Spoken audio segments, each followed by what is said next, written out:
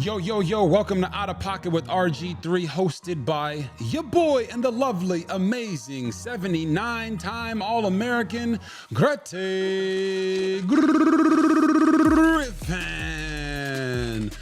If you couldn't notice, Grete is not here this week. She is sick, so I'll be doing this episode solo dolo with my main man, Benny Boy, right here. Yeah, who's a good dog?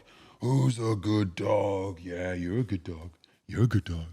All right, guys, let's go ahead and make sure you like and subscribe to our YouTube channel. That's right. Go ahead and move that mouse over there and click, like and subscribe to our YouTube channel. We can't get this done without you guys. And it's been an amazing journey so far. So we appreciate you. You're the only reason that we get to do what we do and have fun doing it. So make sure you leave a comment.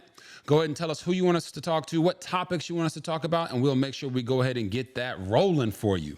Let's get to the opening drive. All right, people. The opening drive this week is about Arch Manning. That's right, the generational talent that had his season debut against Ohio State, the number 3 team in the country, in Ohio State, and it was not pretty. The bottom line is Arch Manning struggled, and it's okay to say that. But people built him up just for this very reason, to tear him down.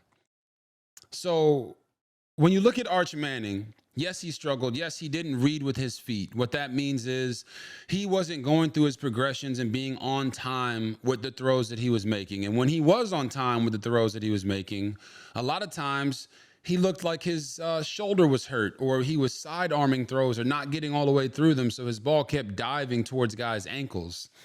And when I watched that, I said to myself, okay, if he's not hurt, then this is just a situation where he's a young kid who's had 3 starts in his college career, and he struggled. And he's allowed to struggle. For instance, Colt McCoy, one of the greatest college quarterbacks of all time, struggled in his first Power 4 matchup against Ohio State. He went 19 of 32 for 156 yards, 1 touchdown, and 1 interception in a 24-7 loss. So if Colt McCoy struggled in his first matchup against Ohio State, a highly ranked team, why can't Arch Manning? Oh, you're just making excuses. Nope, no excuses for Arch. He struggled, and it's okay to say that. We watched the tape, and you can see that he missed some throws, and he missed some reads. But you know who else struggled in their first game against a Power 4 opponent? How about Peyton Manning? That's right. Peyton Manning struggled in his first matchup against number 17 Washington State in a close 10-9 game where Tennessee did win. But Peyton was 7 of 14 for 79 yards, no touchdowns, and no picks. Last time I checked, both of those guys ended up becoming all-time greats in college, and Peyton ultimately became one of the greatest quarterbacks ever in NFL history. So yes, Arch struggled. I don't know how many times you can say that. Nobody will cap for Arch Manning and say that he actually played great. He didn't. But how he responds will determine the trajectory of the Texas Longhorns season and also his career as a quarterback. Because moments like this can either make you or break you. But people, let's dive a little deeper here. People are actually using Arch Manning's struggles to take shots at the Mannings. You see, Arch Manning has become a hate watch. Like I've never seen before. You know how like people used to watch Floyd Mayweather Jr. fight, and they would really watch because they wanted to see him fail. They wanted to see him get knocked out. They wanted to see him lose, and it just never happened for Floyd. But here's Arch Manning getting all the praise, people building him up, saying that he's going to be the number 1 pick in the draft. He still could be.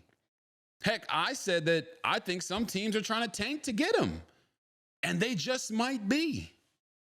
Heck, the Browns were in attendance. And last time I checked, owners don't go to see pass rushers and tackles play. They go to see quarterbacks play. So they were either there to watch Arch Manning or watch Julian Sayin, because Jeremiah Smith can't come out till 2027. So they're going to have a lot of chances to see him. But I digress on that. people are watching Arch Manning because they want to see him fail. A lot of people in the media, in particular, are taking this as an opportunity to attack the Mannings because for so many years they haven't had a chance to. Why? Because Peyton won 2 Super Bowls or Eli won 2 Super Bowls, and they haven't had an opportunity to go after them because the Mannings are considered the first family of football. They're rarely criticized. Peyton and Eli are enjoying retirement, doing the TV stuff, in the media game, having a good time, doing the commercials. Everyone's laughing and having a good time. But some of those people that have been laughing and having a good time with them have been waiting for an opportunity, just waiting for an opportunity to attack that name of the Mannings. And quite honestly, it's been sad to see because they've been doing a lot for them retweets and them likes, going after Arch Manning, a young man who isn't even Peyton or Eli's son. He's Cooper Manning's son, a young man who's earned it every single step of the way as far as him being the starting quarterback at the University of Texas, a young man who sat and bided his time behind Quinn Ewers, learned the offense, and he struggled in their first game. There's nothing wrong with that. To tear down his future, to say that he cannot amount to anything now because he lost a game to Ohio State, to the Ohio State Buckeyes, and he struggled in that game. He now cannot do anything for the rest of his football future. Is wrong. I mean, he missed a few throws and came up short in the game, so now all of a sudden he can't play football and he won't ever be good at football. That's not right. But life's not fair, and Arch is going to have to overcome this. But I think Arch Manning will be fine. As long as he learns from his mistakes, he will be fine. But to watch people hate watch this young man because they want to get back at Peyton and Eli. I even saw a meme that had Peyton and Eli with, a little angry face pointing, and it said, he's adopted. Essentially saying this guy can't be a Manning. Well, I think that's a little too far. But Arch Manning is going to have to prove everybody wrong. And what I would encourage Arch Manning to do is to not overreact to one bad game. Young man, you're here for a reason. You're playing for a reason. And it's up to you to show everybody that reason isn't just because of the name on the back of your jersey. But please, Arch, please remember everyone who came at you and attacked you, who was smiling in your face, and make sure when you are successful, you force them to go on those same TV networks, those same radio airwaves, those same podcasts, and have to sing your praises. And when they come to shake your hand, you don't got to shake it. You just keep going and doing your thing because they didn't believe in you. I believe in you, Arch Manning. Texas Longhorns believe in you, Arch Manning. Go prove us right. Viral spiral, Taylor Townsend versus Jelena Ostapenko. Now, if you guys don't know, this story has been going viral online. Taylor Townsend defeated Jelena Ostapenko 7-5, 6-1 at the U.S. Open. At the end of the match, they approached each other, customary, shake hands, good match, go your separate ways. So the winner obviously gets to celebrate with the crowd. The loser packs their bags, has the walk of shame. Okay, so when this is going on, they got into a verbal confrontation. Both players went back and forth, and Ostapenko ended up waving her finger in the face of Taylor Townsend. And Townsend eventually ended up walking away from Ostapenko, threw her racket on the ground, and celebrated with the crowd, right? Rah! Everybody's going crazy. Well, after this, Taylor Townsend ended up calling out Ostapenko, telling the people what Ostapenko told her, essentially saying that she felt like Ostapenko was being a sore loser, and then followed it up with Ostapenko said that she had no class and no education and they'll see what happens when they face off head-to-head outside of the U.S.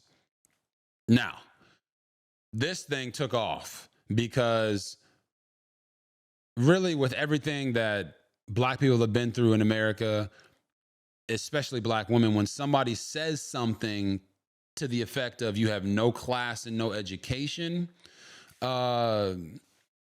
it becomes something of racial stereotyping towards black women. And the bottom line is Ostapenko came out and apologized because she said she's never been racist a day in her life. But Ostapenko was wrong. At the end of the day, when you're in sports, all the young athletes out there and the parents, when you win, you get to celebrate however you want. As long as it's not breaking the law, you get to celebrate however you want. So if you're on the losing side of that, you just have to take the L and move on. Take the L and go about your business. If you don't want to see them doing whatever they're doing, don't watch. If you want them to not celebrate, win. And in this case, Ostapenko didn't win. And then she proceeded to be a sore loser and said something that she claimed was only pertaining to tennis. But it had the background history of in America being a racial stereotype. And that to me is just word to the wise. You go to a foreign country, you got to know the customs and the traditions and the history of that country. So Ostapenko coming over to America and telling a black woman that she has no class and no education isn't just a massive mistake. It's not knowing how to read the room. And in this case, she was dead wrong. Take the L and move on. If you don't like what your opponent is doing in celebration of winning, stop them by winning. Period. Viral spiral, the Dallas Cowboys are trying to make you forget that they traded away Micah Parsons by paying cornerback Daron Bland. Now, I ain't never mad at a guy for getting his money. Daron Bland led the NFL in interceptions and pick sixes, should I say, a couple of seasons ago and got a massive extension this past week from the Dallas Cowboys. I'm happy for Daron Bland. But when you trade away your actual generational talent at defensive end, who's done something in his first 4 seasons that only Reggie White has done when it comes to getting at least 12 sacks in each of those seasons, paying Daron Bland an extension is not going to make people forget about that. Let's put it this way. Who has a better chance of winning the Super Bowl now? The Dallas Cowboys without Micah Parsons, but with Daron Bland, or the Green Bay Packers with Micah Parsons? I would say that the Packers have a better chance of winning the Super Bowl. Yes, they've got some question marks at wide receiver of who's going to be healthy and who's going to be available. But that's why you have Jordan Love there, and that's why you paid Jordan Love to be able to make up for the lack or having people in and out of your roster at wide receiver. What Micah Parsons does is he gives the Green Bay Packers a closer. You see it all the time. Remember when Aaron Donald in the Los Angeles Rams in the Super Bowl? Aaron Donald was quiet most of the game because they were double teaming and doing all these things. But when the Cincinnati Bengals had to drive the ball down the field to try to go win, who closed out the game? Aaron Donald. Micah Parsons has that level of impact on a football game. So no, paying Daron Bland is not going to make us forget about the decision you made to get rid of your generational talent and only get back 2 first-round picks. And Kenny Clark, shout out to Kenny Clark. Great player. Great run defender. But if you're trading away Micah Parsons, you got to get at least 3 to 4 first-round picks. And guess what the thing is? Those 2 first-round picks that the Dallas Cowboys ended up getting, you know who you're hoping they become when you draft them? You're hoping they become Micah Parsons. But Micah Parsons isn't some 33-year-old football player who's only got a couple years left. Micah Parsons is 26 and in his prime. Paying Daron Bland isn't going to make us forget that. You made the Green Bay Packers better while making your football team worse. Let that sink in. I'm happy for Daron Bland, but I'm extremely sad for Cowboys fans. Viral spiral, Tom Brady gets his broadcasting restrictions lifted by the NFL. What does that mean? Well, last year, the NFL said that Tom Brady would not be able to take part in production meetings with the individual teams because of his ownership stake in the Las Vegas Raiders. Essentially, he wouldn't have the chance to sit down with coaches and players to prepare him for the broadcast. Now, the world of calling games is a little mysterious. People don't know that much. But if you asked any experienced broadcaster, the information that you get from the players and the coaches in those production meetings is about 70 to 80% of what you use on the air. Why? You're watching tape, you're breaking it down, you're understanding the scheme, but part of being a broadcaster is telling the stories of the players and the coaches. And yes, there's a lot of information out there that is readily available that anyone can read, but nothing is better than the firsthand information you receive from a player about his own story or a coach about his own thought process. So this is going to be huge for Tom Brady. We already saw Brady, who I'm now teammates with and honored to be teammates with at Fox Sports. We saw him grow and evolve throughout the year as a broadcaster. Him now being allowed to be in those production meetings is only going to make him that much more exponentially better. I'm excited for Tom Brady. I'm excited for Fox Sports because not only are we family, but Tom Brady is the greatest football player of all time, and he is on a quest to try to become the greatest in the booth as well. I'm right there with him, and I know just how much these meetings mean to the craft. Congrats to Tom Brady. I don't think it's a problem. I don't think his ownership stake in the Raiders really has any bearing on his ability to call a game or not call a game. The NFL wants Tom Brady to be successful because Fox Sports is such a big partner for them. So if he can be better in the booth by being in the meetings, I understand exactly why they're allowing him. All right, people, let's get to the deep route, brought to you by the RG3 Foundation, where we are helping end food insecurity. We're going to bring you the biggest stories in sports and take a little bit of a deeper dive into them. And today, we're going to talk about how it was a mistake for Nico Iamaleava to leave Tennessee. If you don't know the story about Nico, I call him Nico Iamaleava, but his last name is actually pronounced Nico Iamaleava. He left Tennessee because there was a dispute between him and the university about how much money he was making. So as he entered the transfer portal, he transferred to UCLA.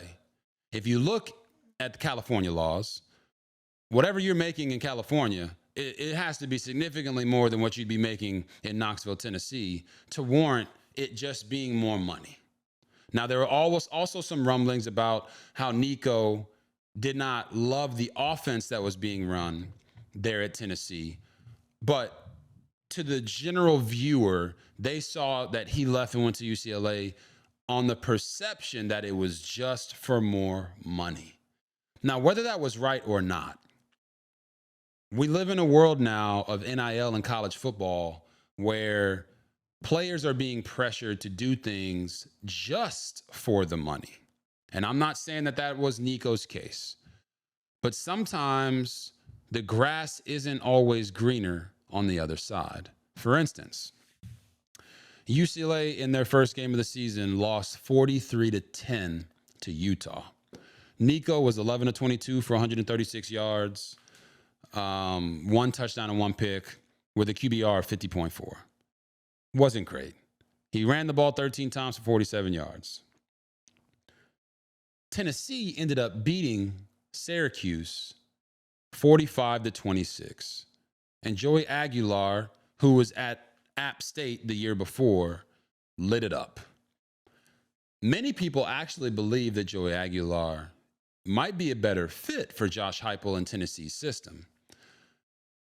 I can't go so far as to say that yet because it's only been one game. But what I can say as the overall feeling coming out of week one was that Nico Iamaleava made a mistake. I had a coach tell me recently that they had a player who was told that if he went into the transfer portal that he would make $800,000. There are a number of schools that were offering him $800,000 a year to transfer to them. And when the athlete got into the portal, they realized that their agent had lied to them. Now, this athlete loved the school that they were at. They loved being there, but they're like, oh man, I'm not making $800,000 here. And my agent is telling me that I can make $800,000. There's multiple schools offering that to me. I'd be a fool not to go into the transfer portal. Not knowing that that agent the entire time was simply just trying to get them to go in the portal so they could have another crack at making more money off of them and moving a player into the school that they were already at for more money. That player ended up at a university that was a step below the school that they were at, making the same amount of money with less opportunity. So when I look at Nico's situation, Nico has always been deemed one of the best quarterbacks in the country. 6'5", big arm, unlimited potential because of his mobility and his arm talent. But Nico is a cautionary tale that it's not always, the grass isn't always greener on the other side. Sometimes, as an athlete, you have to make yourself uncomfortable so that you can get to greatness. Greatness is not easy. Greatness is not given. Greatness is earned. Sometimes with the transfer portal and NIL, it doesn't allow athletes to find greatness through the grind. I'm hoping for Nico and his family that things at UCLA work out for them. Because for Nico Iamaleava, the only way that he can prove his doubters wrong now is to go be better and try to lift up a program in UCLA that's been downtrodden for the last few years. I don't want other athletes to have to go through what Nico's going through right now. As I saw him walk off the field with his head down, you could feel the weight of the world on top of him because he knew what people were going to say. And now the only thing that he can do to get it to go back the other way is to win. Go win, Nico. That's the only way you're going to rewrite the narrative. Prove yourself through your play. Let's get to the feel-good story of the week. And this week's feel-good story of the week is Florida State upsetting number 8 Alabama. And I know Grete is very upset that she can't be here for this one because she's a Florida State Seminole. Now, it's a feel-bad story for Alabama, but we'll get to that in a second. For Florida State, we sat down with Mike Norvell, and we're going to play a clip for you guys where he talks about what he used to tell, what he told recruits last year as they were in the midst of a 2-10 season. Listen here. I told him the same thing. I go, you come here or go somewhere else. We're going to win, and you're going to watch us win. Mike Norvell was fully convinced that they were going to get out of the rut that they were in, and you're either going to come and win with us, or you're going to watch us win. For a coach to come on a podcast in the midst of a 2-10 season with that level of confidence not only shows you his faith in God, but it shows you the faith that he has in the staff and his recruiting ability, and it all showed up in their ability to coach when they knocked off number 8 Alabama. Bringing in Gus Malzahn, the former UCF head coach, who has a little bit of experience beating Alabama, probably didn't hurt. But I know there were a lot of fans at Florida State who wanted Mike Norvell fired in the midst of that 2-10 season. I wonder how they feel now. Mike Norvell has always been a great coach, And in this ever-changing world of NIL and the transfer portal, it really does become a year-to-year thing. And what you're seeing is that when you hit on the quarterback in this NIL transfer portal era, it does unbelievable dividends and sways the scales for you as a team. Last year, they didn't hit on DJ Uiagalelei. This year, they hit it out the park with Thomas Castellanos. Castellanos calling his shot in June and saying, Alabama doesn't have Nick Saban anymore. We can throw this graphic up. Alabama doesn't have Nick Saban anymore. He ain't there to save them. And I don't believe they can stop me. Then he came back at ACC Media Days and said, we standing 10 toes down on what I said. We're not backing down from it. And then to go out there and lead your team to victory, a 2-score victory over the number 8 ranked Alabama Crimson Tide, that's some real gangster shit. Some real gangster shit. And I'm happy for Florida State fans that they have a quarterback that instills confidence in the rest of the team. And not just that. He instills confidence in the voting committee. If Florida State does what they're supposed to do the rest of the season, they will not have a repeat of 2 years ago where they were left out of the college football playoff. Because everybody believes now. But when you look at Alabama, we can put the sad music on. Because it's a sad situation. Look at this stat. And we'll throw this up there as well. Nick Saban coached 230 games at Alabama. And he had 4 losses to unranked teams during that stretch. Kalen DeBoer has coached 14 games at Alabama and has already lost 4 games to unranked opponents. Now, Kalen DeBoer is one heck of a coach. But it's not a slap in the face to say that he's not Nick Saban. Nick Saban is the greatest college football coach of all time. And my Heisman brother, Johnny Manziel, actually said something that really was true. He said, nobody fears Alabama anymore. And I agree. The fear for Alabama is gone. But I also believe Alabama is at a tipping point right now. Alabama is on the verge. Let me get ready. Alabama right now, post Saban, is on the verge of becoming the New England Patriots post Belichick and Brady. Kalen DeBoer has September to prove that statement is not true. Because you see, right now, the belief is that there's only one way to coach Alabama, and that's to coach them with an iron fist. That's to say, when you see those plays on tape and those guys aren't hustling, you grilling them, you're grinding them, you're in their face, you're yelling at them in front of everybody so everyone can feel the intensity and know that you mean business.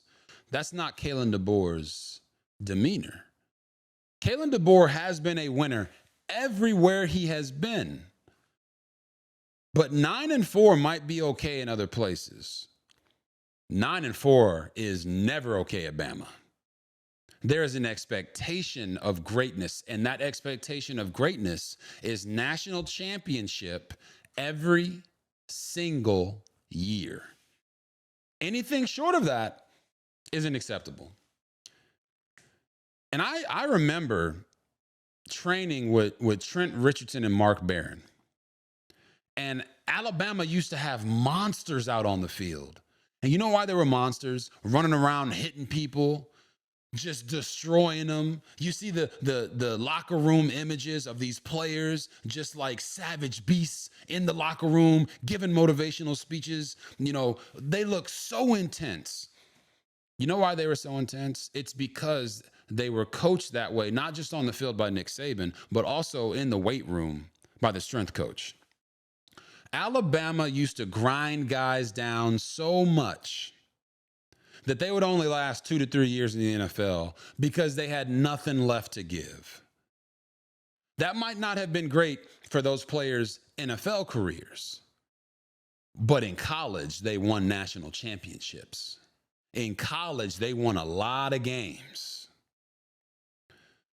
Training with Trent Richardson and Mark Barron showed me that in 2011, going into the 2012 draft. Trent Richardson had a busted shoulder. He couldn't bench press. He had a busted knee. He couldn't squat. Mark Barron had a destroyed shoulder. He couldn't bench press. He had, I believe, a sports hernia. He couldn't work out. And when I talked to them about their training protocols, they say, yeah, man, we're in the weight room, squatting 600, 700 pounds, bench pressing 400, 500 pounds. They turned us into genetic freaks on the field, but it wasn't conducive to our NFL careers. Yes, we dominated our college competition because we were bigger, faster, and stronger than everybody else out there. But it took a toll on our bodies because they demanded so much of us. That is the Alabama that the Alabama fans are used to. That is the Alabama that would strike fear in the hearts of the people that they played against. Oh, you're going to get a 15-yard gain? Cool. You might get a 15-yard gain, but you're going to get a concussion to go with it. You might get a 15-yard gain, but I'm going to give you a deep thigh bruise when I hit you with my shoulder pads. You might get a 15-yard gain, but you're going to think twice about coming across the middle. Those days of Alabama seem to be gone. But it doesn't mean that Kalen DeBoer cannot win in his own way at Alabama. It just has to happen now. They're not going to accept another 9-4 season. It doesn't matter how big the payout is, how much the cost it'll be to get out of that contract. They're not going to accept another one. So the only thing that Kalen DeBoer can do is win. Because sometimes it's not that the coach isn't a good coach. It's that the fit isn't right. We've seen it countless times with players. They go from one system to another and they excel. Michael Penix Jr. goes from Indiana to Washington, excels. Bo Nix goes from Auburn to Oregon, excels. Some guys excel wherever. Caleb Williams excelled at Oklahoma, he excelled at USC. Sometimes it's for the coaches as well. If Kalen DeBoer is a great coach, but it's not working at Alabama, it could just be because of the fit. But the only person who can determine that moving forward is Kalen DeBoer. Anything short of making it to the college football playoff for Alabama this year is going to have Kalen DeBoer not at Alabama. That is just the truth. Despite the fact that he is a winning coach, despite the fact that he is a good coach. Replacing Nick Saban at Alabama comes with a massive amount of pressure. And if Kalen DeBoer cannot get Alabama into the national championship picture this year, they'll pay $70 million to get him out of there. Let's get to the hometown highlights. And boy, oh boy, people, was it amazing and great to be back in the TV booth calling games for you guys. This past week, got a chance to call the Baylor-Auburn game where Auburn came out and ran the ball down Baylor's throat. with Jackson Arnold being their leading passer and also rushing for 137 yards, making a lot of people believe that Auburn may actually have what it needs this year to not just compete in the SEC, but to work their way into the national championship picture. But I got to say thank you guys, because the love has been unbelievable.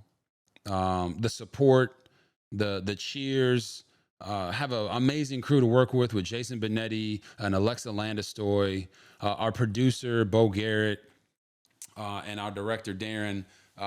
Really, our entire crew made me feel comfortable, made me feel a part of the team. And that's what I miss most about calling games in the booth. It's just that team atmosphere. Being with the camera guys, being with the people who drive the trucks from game to game, the electrical people. Everyone on the team has a role, and they do that role to a T. I miss that. I missed being in the pageantry of college football. I missed the moments, the breaking down the game, what the coaches should do, what they did do, how they're attacking the defense, how they're attacking the offense. And to be back into that is truly something special. So I want to say thank you guys for that. This week, we're going to be calling the Colorado-Delaware game, the Buffaloes versus the Fighting Blue Hens. Caden Salter in Colorado, going to break that down for you guys and how they can maximize his ability. And then on the other side, Nick Minaguchi from Delaware is a baller. Can't wait to break down him and what Coach Ryan Carty is doing there with Delaware as they make the step up to the Division I level for the first time, being in Conference USA. That's going to be a fun one. But all that aside, what I'm most excited about this week is our daughter, Gamea, is turning 6 years old.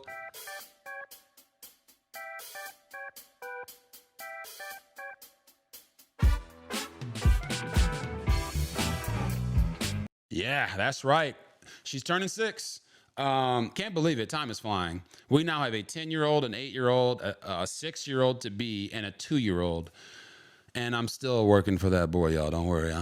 I'm laying down the game, trying to get the boy to come. But don't tell Grete that. She's not here right now. She'll see you later. But yeah, man, just extremely blessed. Gamea is an amazing child, extremely gifted, smart, sweet, fun.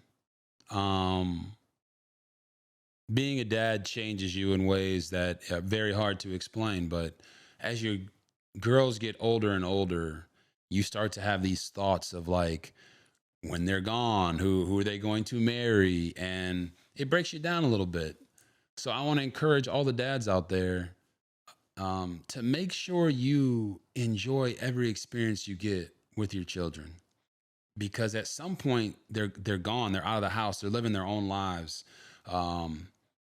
And they're not asking you to come play video games with them. They're not asking you to come draw with them or build Legos or dance or watch them do a spin move. Enjoy those moments. Those moments are everything. And all of our girls have shown us that. So I just want to go ahead and give a nice, amazing happy birthday. Leave a happy birthday in the comments for Gamea, if you don't mind, and celebrate our daughter with us.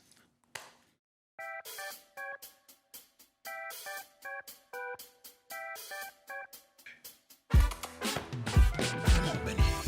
Come here, Benny. All right. Now let's get to the OP top dogs. All right. So this is what we got here, people. Football's in full swing. So we're going to go ahead and give y'all our list of tops this week. Okay. First one, we're going with our top 8 Heisman front runners. Number 1, we're going with Garrett Nussmeier, quarterback at LSU, helped LSU upset the Clemson Tigers, going 28-38 for 230 yards and 1 touchdown on the road. Number 2, we're going with Thomas Castellanos, the quarterback for Florida State, who upset the number 8 ranked Alabama Crimson Tide. Yes, he was 9-14, but he had 152 yards off those 9 completions and then 78 yards rushing and 1 touchdown. Number 3, we're going with Miami quarterback Carson Beck. That's right. 20 of 30 for 209 yards and 2 touchdowns as they beat the number 6 ranked Notre Dame Fighting Irish. Number 4 might shock some people, but I'm going with Jackson Arnold, the quarterback for the Auburn Tigers. 137 yards rushing and 2 touchdowns with 108 yards passing against a very good Baylor team on the road. Number 5, we're rocking with Gunnar Stockton, quarterback at Georgia. Goes 14 of 24 for 190 yards and 2 touchdowns. And then guess what? He also added another 73 yards rushing and 2 touchdowns. Leading passer, leading rusher for Georgia as they defeated Marshall. Number 6, hey man, got to watch out for this guy this year. We're going with Taylon Green, quarterback at Arkansas. He was 24 of 31 for 322 yards and 6 touchdowns, and also added another 41 yards rushing against Alabama A&M. I don't care who you're playing. Those numbers deserve some Heisman recognition. Number 7, we're going with Marcel Reed from Texas A&M. Quarterback was 22 of 34 for 289 yards and 4 touchdowns. He was also A&M's leading passer and leading rusher. And last but not least, at number 8, we got Maverick McIver, quarterback from Western Kentucky. 401 yards, 3 touchdowns, and 305 yards and 5 touchdowns in his first 2 weeks of the season. I don't care where you play at, where they draw the lines. If you got 8 touchdown passes in the first 2 weeks of the season and 700 yards passing, you deserve to be in the Heisman conversation. So congratulations to Maverick. Next up, we got our top 12 college football teams. These rankings are indisputable, okay? Number 1, we're going with Ohio State. Yes, they knocked off the number 1 team in the country in Texas, so they become the number 1 team in the country. Number 2, we got LSU. LSU beat the number 4 team in the country in Clemson, so I'm putting them at number 2. Then I'm going with Miami at number 3. They defeated Notre Dame, highly ranked opponent. I think it's only right that it's 1 Ohio State, 2 LSU, 3 Miami. Then at number 4, I'm going with Penn State. They got a good victory, but I'm moving them down just because the other teams played more difficult opponents and came out on top. Number 5, I'm going with Georgia, also came away with a win. Number 6, Oregon came away with a win. And then I'm switching to Texas at number 7. Yes, they lost to the number 3 ranked team in the country, but their offense sputtered and struggled so much, I'm going to go ahead and put them at 7, followed by Clemson at number 8. Now, this next one might surprise you, but I'm going with the Florida State Seminoles at number 9. They upset the number 8 Alabama Crimson Tide. I don't care if you think that Alabama shouldn't have been there or whatever. They were number 8. Florida State should be a top 10 ranked team, and that's why I have them sitting there at number 9. At number 10, I'm going with Notre Dame. It was a good game. They did lose, but they lost to a top-ranked team, so I'm going to put them at 10. Number 11, I'm going with Arizona State. And number 12, I'm going with Illinois. Those are the rankings. Go ahead and debate and give us your top 12 teams in the comments and let us know why you think they should be in there. If I left for any of the teams that you have in, or if you have a different order, give us your order and tell us why. Now let's get to the top 5 college coaches of the week. This is a new segment for us. So number 1, I'm going with Mike Norvell, Florida State head coach. After what happened last year, for Florida State to come back and knock off number 8 Alabama in the first week of the season, no one gave them a chance except for Lee Corso and myself and my wife, but no one else gave them a chance to win this game, and they did it. He is the number 1 coach of the week. Number 2, I'm going with the defensive coordinator for Ohio State, Matt Patricia. Held Texas scoreless in the first half and only gave up 7 points. And those 7 points are at the very end of the game on a go ball that Arch Manning threw. But Matt Patricia was dialing up the defenses like he was stealing candy from a baby. Heck of a job of him. And if Ohio State can play defense like that all year, they might be right on their way to repeating as champs. Number 3, I'm going with the defensive coordinator from LSU, Blake Baker. Held Clemson to 10 points and stopped them on 4th and 4 to win the game with a masterfully set up blitz that had an overflow, not an overflow, but had the defensive line slanting to the offense's left while looping Harold Perkins Jr. around the right side, knowing that Cade Klubnik would try to escape the pocket and he would be flushed right to Harold Perkins Jr. Just a beautiful design, and I think he deserves his flowers.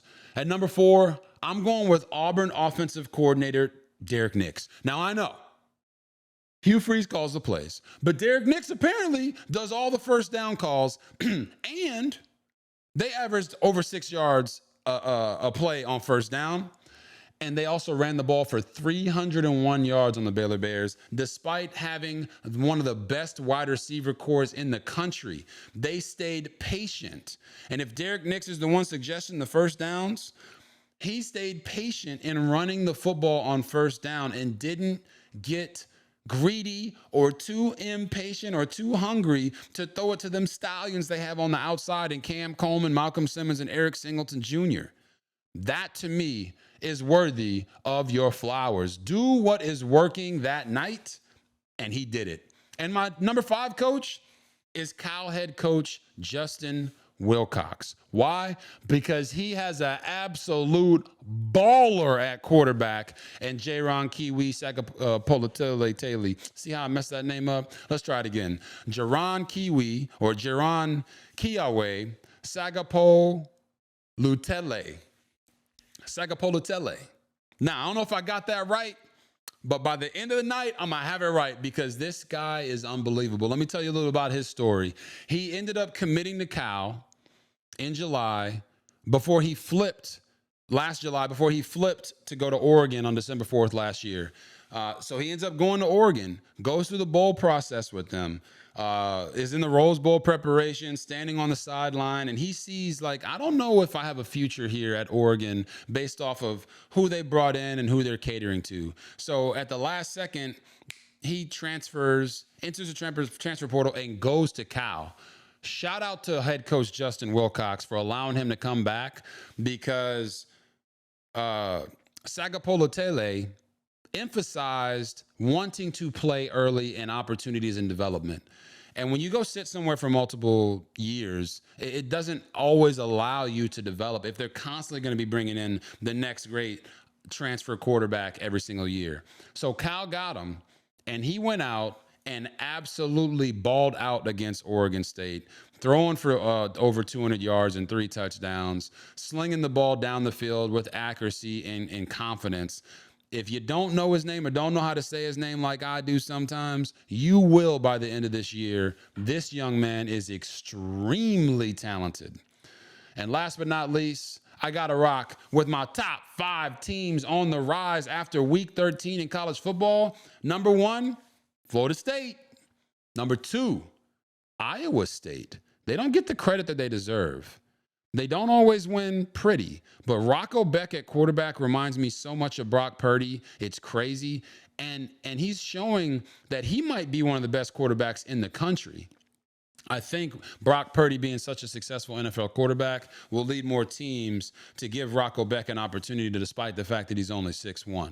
Number 3, I'm going with South Florida. You saw him in our viral spiral. Byron Brown quarterback, South Florida put it on Boise State. And I think they might have a real chance to jump into the rankings here in a couple weeks. Number 4, I'm going with Texas Tech.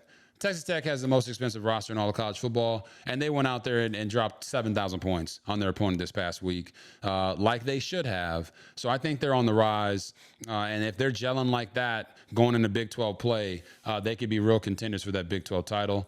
And then number 5, I'm going with Tennessee. Joey Aguilar throwing the football accurately down the field, Josh Heupel in that system.